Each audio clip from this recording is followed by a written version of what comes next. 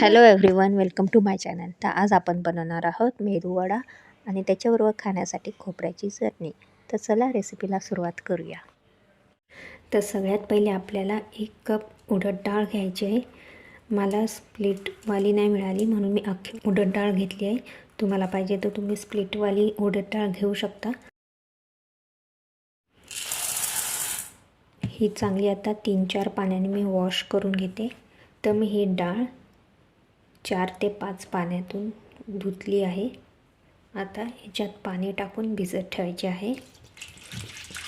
तर मी झाकून ठेवते आणि आता हे 3 तास मी भिजत ठेवते. तोपर्यंत आपण चटणी बनवून घेऊया. बनवण्यासाठी आपल्याला सगळ्यात पहिले 1 कप कोकोनट घ्यायचं आहे. मी डेसिकेटेड कोकोनट घेतलेलं आहे इथे. यात मी 2 मिरची घेते आहे, वॉश करून घेतलेल्या आहेत. यात मी कोरिएंडर लीव्स टाकते. 1/4 कप मी डाळ्या टाकते आहे. हाफ टीस्पून मी सॉल्ट टाकते. Black pepper powder 1/4 teaspoon. Half teaspoon जिरा पावडर टाकते आहे. थोडंसं वॉटर टाकते आणि हे आता मिक्सरवर ग्राइंड करून घ्यायचं.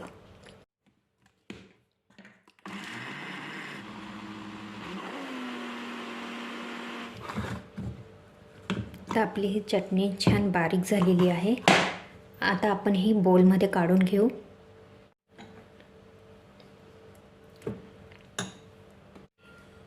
आता याच्यात मीठ वगैरे चेक करून घ्यायचं. जर कमी असेल तर मीठ टाकायचं.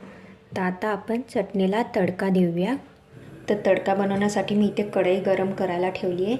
आता याच्यात आपल्याला 1 टेबलस्पून ऑइल टाकायचं आहे. यात आपल्याला हाफ टीस्पून चणा डाळ टाकायची आहे आणि हाफ टीस्पून उडीद डाळ टाकायची आहे. 1 टीस्पून मोहरी तडतडली की यात आपल्याला 1 रेड चिली टाकायची आहे. यात करी लीव्स पण टाकायचे आहेत. ऑप्शनल आहे, तुम्हाला पाहिजे तर टाका. माझ्याकडे नाही आहे म्हणून मी नाही टाकले. आता हा तडका आपण छान मिक्स करून घ्यायचा. तर आपली ही चटणी रेडी आहे. तर 3 तास झाले आहे. आता हे पाणी आपण फेकून देऊया. तर आपली ही डाळ छान फुलली आहे. तर आता आपण ही मिक्सरमध्ये टाकून बारीक करून घ्यायची आहे. खूप बारीक पण नाही करायची, थोडीशी दरदरीत राहू द्यायची आहे. तर आता मी ही डाळ बारीक करून घेते. थोडंसं पाणी लागेल तर टाकायचं. कमीत कमी पाण्याचा वापर करायचा आहे आपल्याला. तर आपली ही डाळ छान बारीक झालेली आहे. खूप बारीक पण नाही करायची, अशी दरदरीत राहू द्यायची. तर आता आपण एका बोलमध्ये काढून घेऊ हे.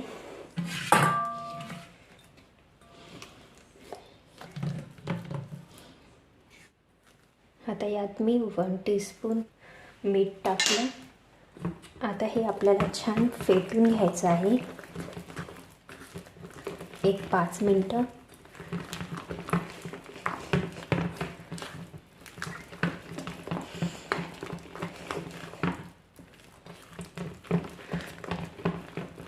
खूप पाणी टाकून नाही आपल्याला हे बॅटर मिक्सरवर ग्राइंड करायचं, नाही तर मग वडे आपले होणार नाहीत आणि ते तेल पण खूप पिणार.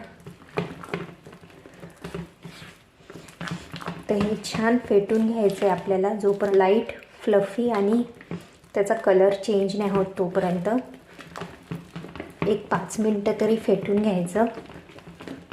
तर तुम्ही बघू शकता हे खूप फ्लफी, लाईट आणि सॉफ्ट झालेलं आहे बॅटर. याचा कलर पण चेंज झालेला आहे. हे झाले की नाही फ्लफी. तर ह्याच्यात पाणी घ्यायचं आणि त्याच्यात आपण टाकून बघूया. तर हे डीप नाही होत आहे, म्हणजे छान बॅटर आपलं झालेलं आहे. यात आपण हाफ टीस्पून जिंजर टाकूया. 2 चॉप केलेल्या मिरची, थोडं हिंग यात तुम्ही करी लिव्स पण टाकू शकता, माझ्याकडे नाही आहे म्हणून मी नाही टाकले. 1 टीस्पून डेसिकेटेड कोकोनट टाकते मी. तुम्हाला पाहिजे तर तुम्ही ओलं खोबऱ्याचे काप टाकू शकता 1 टीस्पून. आता हे छान आपल्याला मिक्स करून घ्यायचं आहे.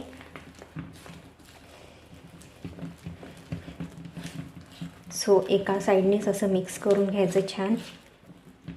तर आपलं हे वड्यांचं बॅटर तयार आहे. आता आपण हे तळायला घेऊया.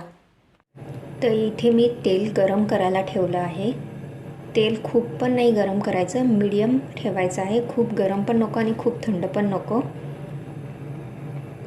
तर आपलं गरम तेल झालेलं आहे. तर आता आपण याच्यात वडे टाकूया. तर वडे करण्यासाठी आपल्याला आपले हात ओले करून घ्यायचे. हात ओले केल्यानंतर आपल्याला वड्याचं थोडंसं बॅटर घ्यायचं आहे.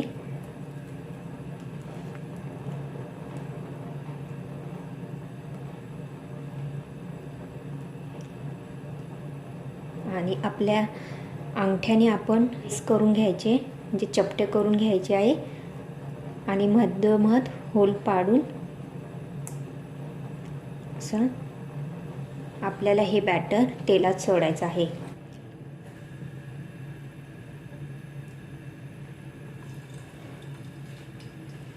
इस पद्धतीने आपल्याला सगळे वडे तळून घ्यायचे आहे.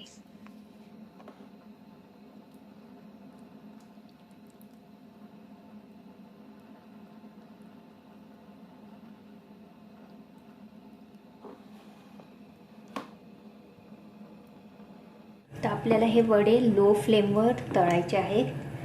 जर हाय फ्लेमवर तळलं तर वडे मध्ये कच्चे राहण्याची शक्यता असते.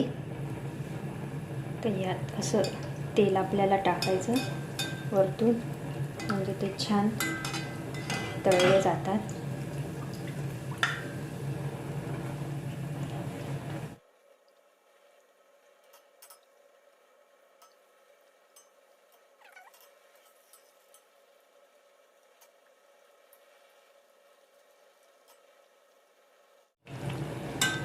तर आपले वडे हे छान तळले गेलेले आहे. तर खूप छान कलर आलेला आहे.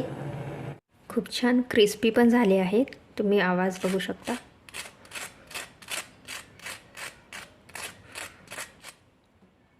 तर मी हे तोडून दाखवते तुम्हाला.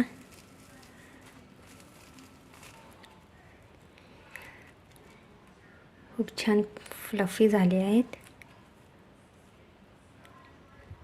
बनवलेल्या खोबऱ्याच्या चटणीबरोबर आपण हे वडे सर्व करायचे. तर तुम्ही ही नक्की रेसिपी ट्राय करून बघा. आणि जर तुम्हाला आवडली असेल तर लाईक करा, शेअर करा आणि सबस्क्राईब करायला विसरू नका. थँक्यू.